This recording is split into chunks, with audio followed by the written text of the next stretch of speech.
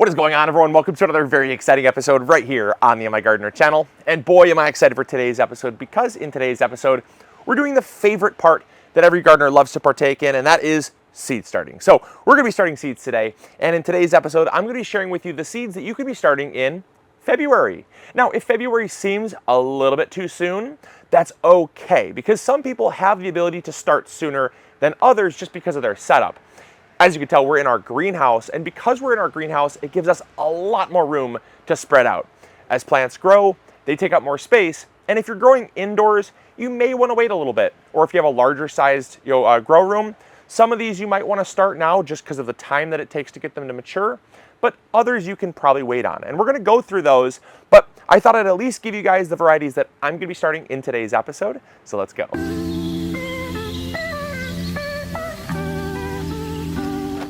All right, so the first vegetable we're going to be starting in today's episode are artichokes. Now, artichokes, because they are a perennial in zones 7 through 10, are going to take a lot longer to mature. So if you're in zones 6, like we are, or 5, or even 4, you're going to want to start these sooner. A common question we get asked is, can I grow artichokes even though they're not cold hardy into my zone? And the answer is absolutely. As we've talked about in this episode, the cold hardiness zones only applies to the average coldest temperature that you're going to experience through winter. And some vegetables can be grown as an annual. That means they die when the weather gets cold enough, they're going to die. But you can plant them again and just grow them again. Whereas if you're in zone 7 through 10, just give them some protection and they're going to keep coming back year after year, which is awesome. So artichokes are one that for us, we have to start sooner, because in order for us to actually get them fully mature, in order to get a harvest, we got to start them now. So typical starting indoors time is around 8 to 12 days, or 8 to 12 weeks. So we're going to be starting them right about now, since our our last frost date, I should say, is right around May 1st. Another quick tip when planting seeds is to make sure that the soil is kind of pre-packed. This is something that I see a lot of gardeners making a mistake of. When you are going to kind of prep the cell to put your seed in, give it a little push down and make an indentation. What that prevents is kind of a little pocket that you might not be able to see the pocket of air, but once you press it down, you say, oh, well, that cell only has like half the amount of soil in it that it actually needs, so you can come back and kind of fill it in. Kind of compressing that ensures really good contact with the soil once the seeds start germinating as well, which is important. Seeds do not like air gaps. Air gaps actually cause air pruning, which reduces root mass. So now we're gonna get some asparagus started. Again, these are very similar to artichokes. These are a perennial. So because they're a perennial, we want to get them a nice early start. Now they are going to be zone hardy to our zone. They're zone hardy up until zone 3, so there's no concerns there. But we just want to give them a good start, because the earlier you start them, the more established their root system is going to be. And you have to remember, the root system on perennials is their lifeblood. That's where the energy goes from the growing season down into the roots so that it can regrow. So things like whether it's an artichoke in zones 7 through 10, an asparagus in zones 3 through 10, or even a strawberry, things like rhubarb, anything that's going to be a perennial, you want to start it very early so it gets established. All right, now the next vegetable we're going to start is actually kind of a grouping of vegetables, and those are your brassicas. Now, your cold weather brassicas, you can start right now. Now, you'll notice that there's not all of the cold weather brassicas kind of represented here. You're missing things like cauliflower and things like broccoli. The reason why is because though you can start them right now and you can move them out in the garden, you shouldn't. And we've done a lot of videos on why you shouldn't, but basically, in short, because you're harvesting broccoli and cauliflower for the florets or the flowers, you don't want to stress them out too much. Otherwise, they'll go to seed too soon and you'll end up with a smaller harvest. So these are all crops that are kind of considered brassicas, but they're like leafy brassicas. So things like kale, things like collards, or even things like cabbage, they're never really going to go to flower. And so because of that, you can start them now. Now, the really nice thing is that, yeah, you can absolutely wait until even like early March, end of March to start these seeds. And we'll be covering those as well for those that don't have the luxury to start as early as we are. However, because we're starting these so soon, we're going to get them in the ground well before the last frost. These are crops that we can take from the greenhouse as soon as the nighttime temperatures are above freezing. We can basically move them out in the garden. And if we happen to get a freak frost, or we happen to get even a freak freeze, or heck, even if it snows like 2 inches, these are crops that will not mind that because they have natural built-in antifreeze that basically kicks in when the weather gets cold, and they can survive that cold temperatures. And there's other crops that will kind of fall into that category as well, that the only reason why we're starting them this early is because we can move them out in the garden sooner and we have the space to do so. So take that kind of with a grain of salt. You don't have to start these right now. It's not a requirement, but if you want to and you have the space, you can start your cold weather brassicas. All right, so one quick little tip when starting your seeds as well. A lot of people ask me, well, how many seeds should I start in a cell? Now you'll notice I'm starting 2 seeds per cell, between 1 and 2. I like to see if I can get 2 seeds in a cell though, just because it guarantees that I'm going to be using my space effectively. Just because you're planting 1 seed, and just because you're planting that 1 seed that is really high quality from MIgardener.com that should have really good germination rates, does not mean that it will always germinate. Things happen. This is like a living, breathing little dormant plant, right? So just because it has high viability does not mean you're going to have 100% viability. That's a little bit unrealistic. And so even though we're starting with the highest quality seed, I want to ensure that every single cell that I'm starting will have a plant in it, or at least maximize my odds of that happening. So I'm planting at least, well, for sure 1 seed, but up to 2 seeds in a cell. That way, again, once things germinate, I can actually come back and thin. I can pick out the healthiest, but I'm also ensuring that every single cell is going to have a plant, so I reduce how many gaps I have, because gaps just equals wasted space. All right, now the next crop you can be starting is lettuce. Now I love lettuce because of the fact it's a cold weather vegetable. It can tolerate very cold weather, colder than I think a lot of people give it credit for. It's not quite as cold hardy as some of your cold weather brassicas, but it's one that can tolerate a frost, no problem at all. And you might end up with a few outer droopy leaves, but lettuce is one that in Michigan, you got to start it as soon as possible. Now you don't have to start it as soon as we are. You can start it in like March and be totally fine, or even early April and be totally fine. But in Michigan, if you haven't kind of found this out already by now, on this channel we talk about it a lot, how in Michigan, it literally goes from winter to summer like that.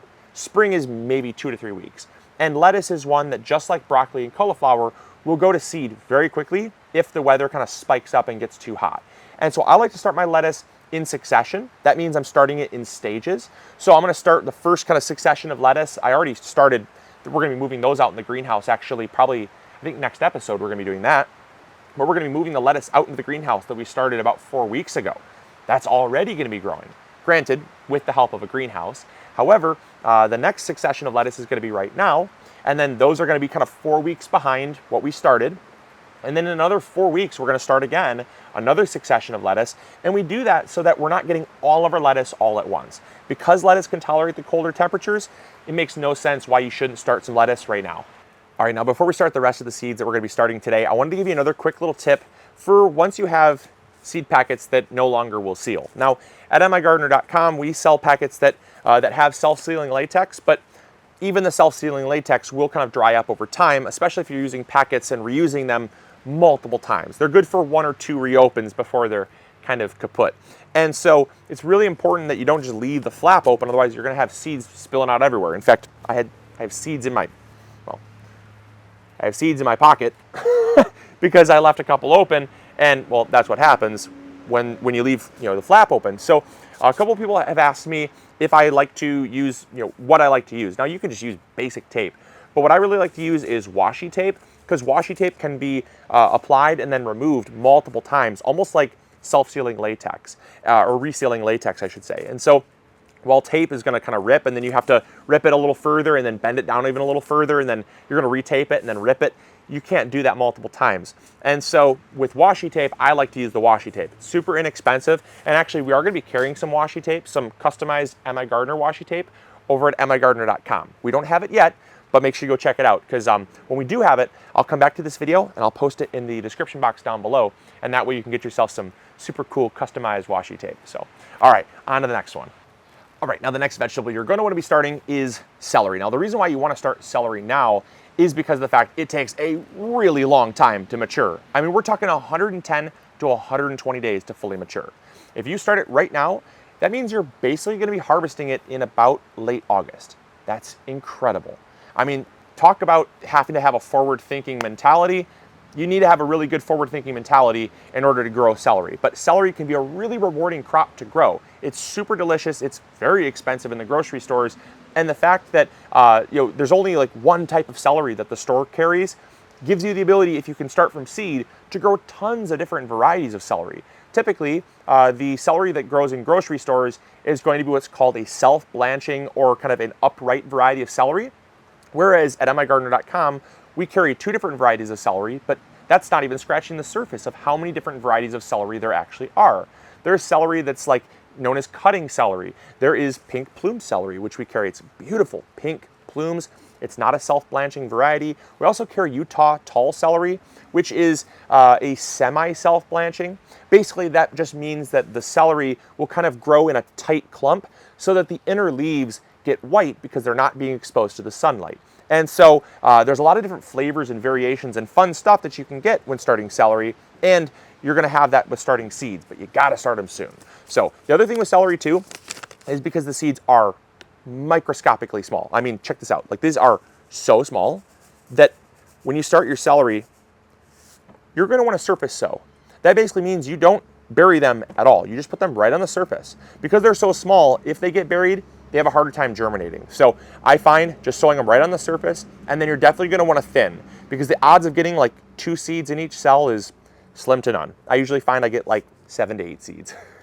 All right, so the next vegetable you can be starting right now are peppers. Now, this is one that we're probably gonna start these indoors primarily. I'm only starting one variety out here just because we're kind of in that fringe season where peppers are not very cold hardy. And so you can be starting them indoors, and I would suggest starting them indoors if you can, because they take so long to get to kind of get up and growing. Once they get up and growing, they do actually grow fairly fast, but it's the germination process, which can take up to 2 weeks, and then just the initial kind of ramping up of growth, which it kind of accelerates really quickly once you hit about 7 to 8 weeks old. However, before that 7 to 8 weeks, it's like you come down and you check on it, you're like, it has looked the same for 2 weeks. What is going on? And we get a lot of people that will say, my peppers aren't growing. What am I doing wrong? And I'll look at the picture and I'll say, hey, you're doing everything fine. It looks totally healthy. It's just a pepper. And peppers will take as long as they want to take to start growing. So start them early, especially even if you're in someplace like Michigan with colder weather. The warmer the weather, the faster they'll grow. And so the colder the weather, the earlier you want to start them. So we're going to start just one variety of pepper out here in the greenhouse, but in the grow room, we're going to be starting our bell peppers, we're going to be starting our habanero peppers, jalapeno, all the peppers we're going to be growing, about 20 different varieties. So this is just a test out in the greenhouse. So every variety is going to get started, but we're going to start most of them in the grow room. All right, now the next grouping of vegetables you can be starting right now are your cold weather herbs. Now herbs are pretty wide ranging, so make sure you go with your cold hardy herbs. These are herbs that can be started indoors or in a greenhouse about 10 to 12 weeks before your last frost date. So now we're going to be starting things like cilantro, which you start that typically, generally in around April. However, because cilantro in Michigan is a crop that, much like lettuce, needs to be started early, we're starting it early. It's almost like, the rules for cilantro, the rules for lettuce, even the rules for things like spinach and radishes, they kind of have to get skewed for here in Michigan just because of how fast our spring gets warm. Now, if you're in a place that actually gradually warms up and you actually have something called spring, you can be starting this in like late March or early April. However, because we go from basically 40s to like 70s almost overnight, we have to start our cilantro now. It can be moved outside. It's super cold hardy. In fact, there's lots of times where our cilantro will overwinter, no problem at all, with no protection. Everyone always wants to like baby cilantro. They're like, oh, it needs warm weather and stuff. It does not even like warm weather. I don't know where that myth even comes from. Cilantro needs cold weather to grow well.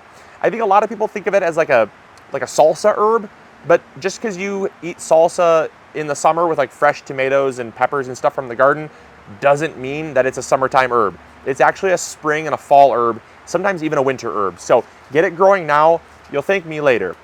Now we're going to be starting cilantro, and then we're also going to be starting some of our longer growing cold hardy herbs, and those are ones like rosemary, thyme, and oregano. Now these are 3 kind of Mediterranean herbs that they take a long time to get growing. Rosemary will take about 2 weeks to start germinating, And then even to get it growing, it's gonna take another probably 5 to 7 weeks. And you're not gonna harvest from it for about probably 10 to 15 weeks. So it takes a long time to see any return on what you're growing. So even the birds like that. So anyways, and it's starting to rain. It's like been the craziest weather ever. Let me know in the comments box down below if your winter has been just, I guess, non-existent. It's like raining right now. It's like 45 degrees. Not complaining. It's super beautiful, but I almost feel like I'm living in a different state right now. Like we've never had a winter this warm. So anyways, those are the ones you can be starting right now.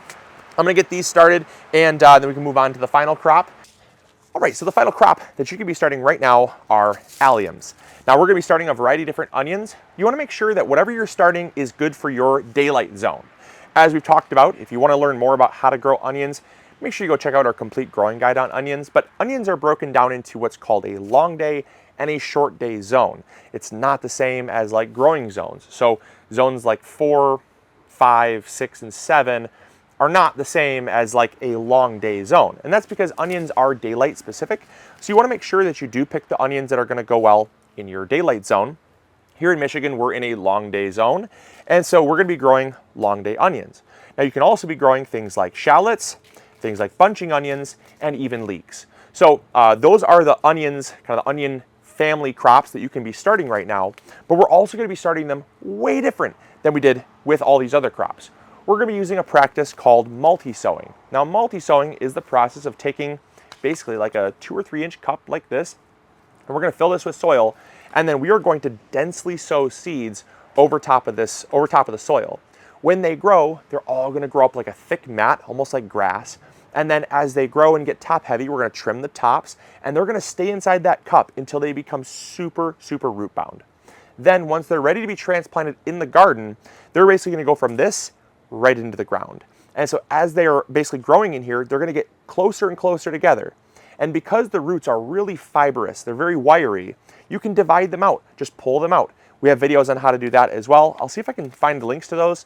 I'll post those in the description box down below. But basically, you're just gonna take the soil clod or the root ball, dump it into your hand, and then you can basically just take your fingers and you can just pull out each plant. You're gonna cause a little bit of root damage, but again, because they're so wiry, you can get away with multi-sowing with onions. And I love that because if you're growing onions, imagine growing like 200 or 300 onions. Could you imagine filling an entire tray up of these with just a single plant per cell? I mean, you could, but imagine how much more space you could save by starting 200 plants in maybe like 2 or 3 of these cups. I'm gonna start about 50 seeds per cup. So this is the same space as this. That's crazy, and that's why I love multi-sowing. We're gonna be starting about 50 seeds per cup. It's surprising what 50 seeds looks like. Like that's probably just about 50 seeds right there. You'd look at it and think, oh, there's only like 30, maybe 25, 30 seeds in there, but that's about 50 seeds. And it's also really important that you pack down the sides of the cup. One mistake I just made was I didn't have my sides packed down, so the seeds kind of want to roll into the center. In order to get really even distribution, you want to make sure that the sides are packed down as well. The really nice thing with onions too is because they're so cold hardy, you can basically move those out in the garden as soon as you want because they are technically a biennial. That means they're going to survive the winter and regrow. So you could start these in the fall and grow them into spring, and they'd still survive. So there you go. There are all the varieties that we're starting in mid-February. I hope you guys enjoyed. I hope you learned something new. If you did, make sure to throw a like up there. Subscribe if you haven't already, and make sure you click that bell because we're going to be uploading a lot more gardening content. And if you click the bell, you're going to be the first to be notified when we upload a new video. So I hope you guys enjoyed. And as always, this is Luke from the MIgardener channel, reminding you to grow bigger. Take care, guys. Bye.